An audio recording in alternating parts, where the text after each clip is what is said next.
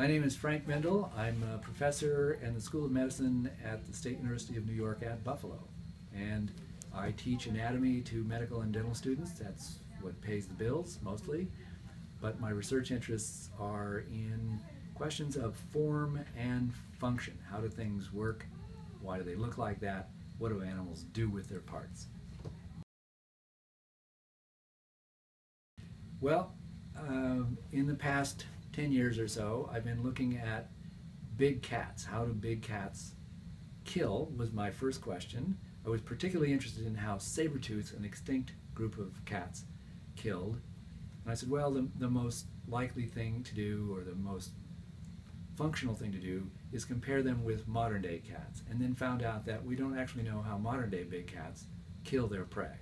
So a big part of our research is looking at how big cats actually kill their prey. What are the forensics of the killing techniques? And that varies from everything from breaking animals' necks, putting their mouth over the nose and mouth of other prey, but I'm particularly interested in how big cats kill using a throat bite, because on really big prey that are half again or sometimes 5 and 6, 7 times bigger than the cat, they can't outmuscle the other prey or the prey, so they have to go to the most vulnerable area, which turns out to be throat.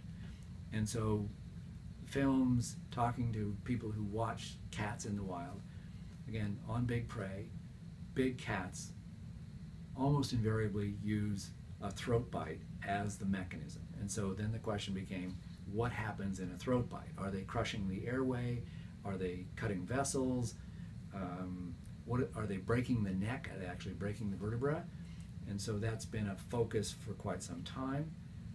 We now know some answers, but that's where we started out. Well, we've done a number of projects. One is, I've outlined a bit here, we're interested in how cats kill. So we come to CARE for a number of reasons. We did our first internship with cats here at CARE a little over 10 years ago, and loved the place, loved the cats, loved Heidi. So we've been coming back ever since. We come here for another reason, and that is, of all the rescue facilities for big cats that we know of in the country, there's only a handful, I'm not even sure it's a handful, very few, where cats at the rescue facility are fed raw meat. Most of them are fed processed meat, chicken, hamburger, something like that. And so we thought that if one of the things that we're interested in is how much bite force these cats can produce, and I'll get back to that in a moment, but if you're eating gravy, then as a captive animal, chances are your jaws aren't as strong as they could be if you were eating real food, as it were. Probably not as strong as a working cat in the wild, but the best we can do. So that's a prime reason for coming here, so that we can have access to the horses and cows before they get fed to the cats. So we do our experiments and then they get fed. So we like that recycling aspect too. So that's a primary reason for coming here. Heidi has, from the very beginning, been very supportive, wanted to have researchers working here, and she also knows cats very well. So we've learned a ton just talking to her, bouncing ideas off of her, and she'll tell you, no, that's crazy, right? That's not true. How about this, right? So it saved us a lot of time learning about cats that we didn't have 20 years of experience with, right? So that's a major thing. Just once you've been here a bunch of times, or once you've been here and you want to come back and you get to know the cats, that's another huge draw. It's just, oh my goodness, you get to see them growing up, getting old, right, like everybody else. So that's another reason for coming here. And the people here are just exceedingly friendly, helpful, so all positive coming here. Well, we actually have two projects that we're going to try to do here in the next few days, continuations of projects we've been doing here. One is back to this biting apparatus. For a number of years now, we've been trying to get cats to bite into something that's safe for them, safe for us, and that would allow us to measure the amounts of force they're actually applying at the canines. I am interested but haven't done any experimentation to find out what kind of force they can apply in their back cutting teeth. I've been focused entirely on their canines because I'm pretty sure that they don't use their back teeth for killing. They use that for butchering and eating, but they don't use it for the actual killing process, whereas the canines, I think, are used frequently for that purpose. And so that's my goal is to find out how they kill, so the focus is on canines. So we've tried, I don't know, a dozen or more ways to get cats to come and bite into something, again, that's safe for them and safe for us. And it took us years, literally, to get something that we felt comfortable with. And so we now have an apparatus that is mostly cutting board plastic, polyethylene. So it's soft and it kind of rebounds. So when you use it as a cutting board, it sort of self-heals. So it doesn't chip, it can't break off, so they can't take off a piece and ingest it. So they make impressions, in effect. And when I first started doing this, I thought, oh, this would be perfect. They'll just leave an impression. I just simply measure that, and I can calibrate that with a press and tell you exactly how much force it takes to drive a tooth of this shape that far into plastic. Well, the plastic rebounds, and so it's a little bit more complicated than that. But ultimately, that's what it amounts to: is they leave an impression in the plastic. We measure that depth compared to what we've calibrated on a machine, and we can tell you within 100 pounds how much force they're generating. A few cats were willing, including Zeus and some others. Polly was another notable participant. But many cats wanted nothing to do with it, were actually frightened by just sticking pieces of plastic into their cages. Others would come and lick it, smell it, and then just walk away. They just didn't care. Heidi, again, in her infinite wisdom, said from the get-go, you need to do something where the cats are playing with hoses because they love water hoses. And if they get a hold of one, they just rip them apart. So we thought about how to do this, and so ultimately we now have these same plastic blocks in fairly large fire hose. And so we're hoping that at least some cats that were unwilling to participate before might participate now because they don't see so much the blocks, they just see fire hose. And so we're hoping to disguise the blocks in the hose and see what goes on. But it's the same measuring. They'll bite through the hose into the plastic. We take out the plastic, measure the holes, and can tell you how much force they produce. And it's interesting in the sense, okay, they're big, powerful animals. How much bite force can they produce? But I'm interested in this for a couple of reasons. People have estimated bite forces, as far as we know, have never actually measured bite forces, but they've estimated them based on muscle parameters, how thick is the muscle, how long is the muscle, etc. And they come up with estimates, but they've never actually been able to test their estimates by looking at what cats actually produce.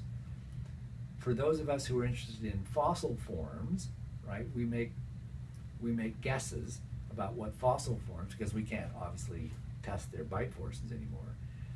And so we compare them with modern day cats and say, oh, well, this cat we estimate is capable of this animal is the same size, assuming the muscle mechanics are about the same, we can estimate that this fossil form is producing bites of approximately the same force. Well, that's building a house of cards on a house of cards, right? Because you don't know whether your first estimate was correct in the first place. So we're interested in finding out what those numbers are, and so getting as many cats as we can, large cats, small cats, old cats, young cats, to get that spectrum of, just like teeth, bite forces are expected to vary from not so huge, although able to tear cows and horses apart, right? So plenty strong, but that's going to vary just like humans, you know, bicep strength is going to vary from person to person. So that's a big deal for us, and so we're here with this new setup. We're hoping to try that out to see whether we can get different cats, particularly a group of cats who are in their prime and happen to be big, healthy males. Before they've looked at our apparatus and sniffed it and said, I want nothing to do with it.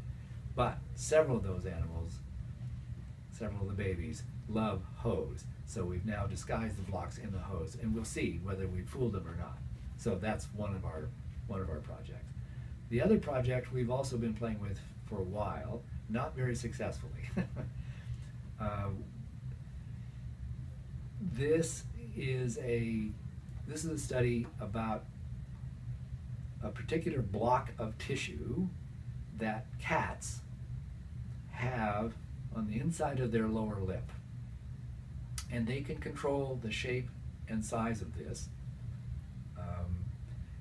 So lots of times, I mean, they're often, the inside of the cat, many cats' mouths is black, and this block of tissue is also black, and so it's actually pretty hard to see. As far as we know, this block of tissue is in all cats, and we've not seen it. I'm not positive it's not in other animals, but I'm sure it's not in dogs, it's not in bears. So other carnivores, we don't think it's there.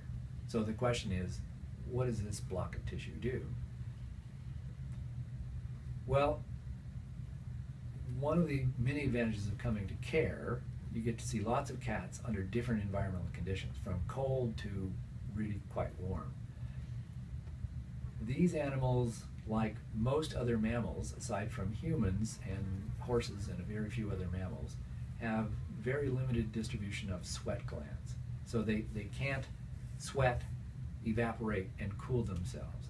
So most mammals have sweat glands on the soles and palms of their hands and feet, and that's all. And so they cool themselves with so-called gular flutter, or they pant, right? They pant and they let their tongue hang out and their mouth open.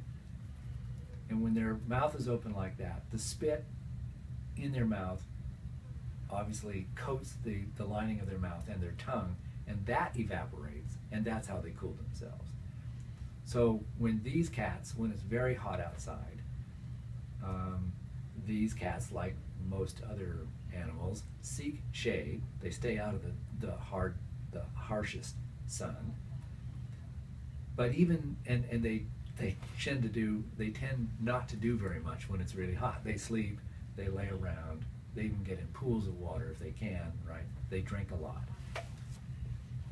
When they walk, when they chase one another, when they do anything at all active, in many cases when it's very hot, they walk a few paces and their mouth drops open, their lips bag, they literally droop, and you can see that block of tissue, which we call a dam, because we think it serves as a dam to keep the spit from rolling out of the corner of their mouths, and therefore their tongue, their cheeks are constantly bathed in their own saliva, and that evaporates, right? So they're a little less dependent. They drink a lot anyhow when it's hot, but they don't have to be as dependent on a water supply as long as they can produce spit. Sure, they're going to drink as often as they can, walk into the water to cool off and so on, but they're not aquatic animals either, so they have to be out and about. So we're trying to collect data now in a little bit more refined way to show that these dams are up when we expect them to be up, when their lips are droopy, but they do other facial expressions when their mouth is open, when they yawn or threaten, and yawning and threatening are often one and the same. When they're sniffing, males are sniffing females, they make a funny face and they open their mouth and they wrinkle their nose, and they appear to pull their dams down during that time. So there are times when they actively pull those dams down. I'm not sure why they do that. Maybe to enhance the apparent size of their teeth, right? Because these dams partially cover the lower canines at least. So maybe it's to enhance the visual display that they're making to one another or to us as observers. Don't really know that. But again, this block of tissue, this dam, seems to be, and we're trying to collect enough data to show one way or the other, that this is something that is typically up when their lip is droopy, and that occurs only when they're very relaxed. So one of the fun parts, among many other parts, is trying not to be seen by the cats. So we walk around with binoculars and try to stay out of view. These guys are very attentive, and so it's actually hard to, because if they see you, they often want to come and visit you because we know them, right? And so they'll get up and they'll change their facial behavior, they'll change their posture, all of that.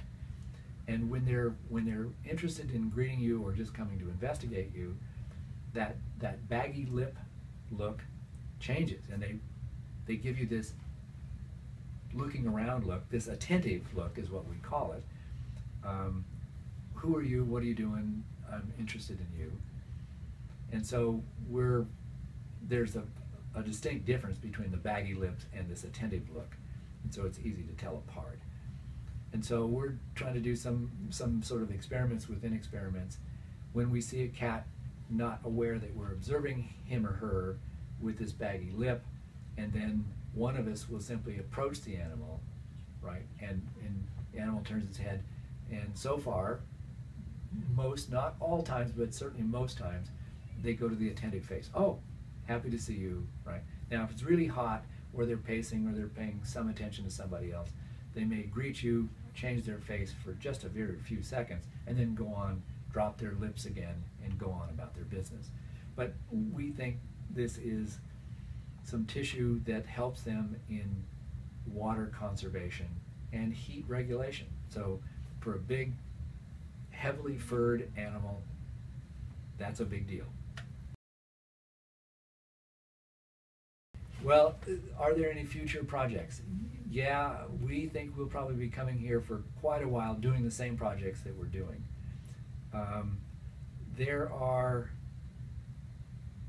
We haven't begun really to look at the other cats other than tigers and lions. So there are other cats here interested in leopards. So we haven't done any of the biting stuff on those guys. So we would like to expand to see how this is, how they use their teeth. We know they take smaller prey. Are they killing in the same way? We don't know that. We think we know that they typically apply the same throat bite, so we guess that they're killing in the same way, but don't actually know that. So we want to do more experiments on different kinds of saber-toothed cats than we've done up to now. We've only done one kind, and that's really interesting stuff for us. All kinds of, every time we do a set of experiments, we learn all kinds of things that we never even thought about. And so we'd like to cast some different kinds of saber-tooths and come here and look at different kinds of animals, prey animals, and see how they may have killed, because several of these animals, several of these different saber-toothed cats were contemporaneous with modern day cats. That is to say, the same cone-shaped teeth that we see in modern day cats. And so there was even a wider variety of cats here in North America, in Asia, Europe, so that presumably the competition among cats was even keener than it is today in those remnants of places like Africa, Southeast Asia, where you still have from very large cats to small cats, and a whole host of other predators, dogs, hyenas, those kinds of animals, all competing for the same prey. And so the question is, again, my first comment was, I'm interested in form and function. So the teeth vary, the canines vary in these various kinds of carnivores, and I want to know how those different teeth do presumably different things. We don't know that, but we assume they must, otherwise why are they not all the same shape? So if you have an army knife with different kinds of blades, you use those blades for specific purposes. I mean, you can use them all for one purpose, but they're designed for different purposes, and we're assuming that the teeth in these different kinds of teeth are being used for in maybe the same function, that is to say killing, but in a slightly different way. We don't know that, but so we think we've got years and years of research to do yet,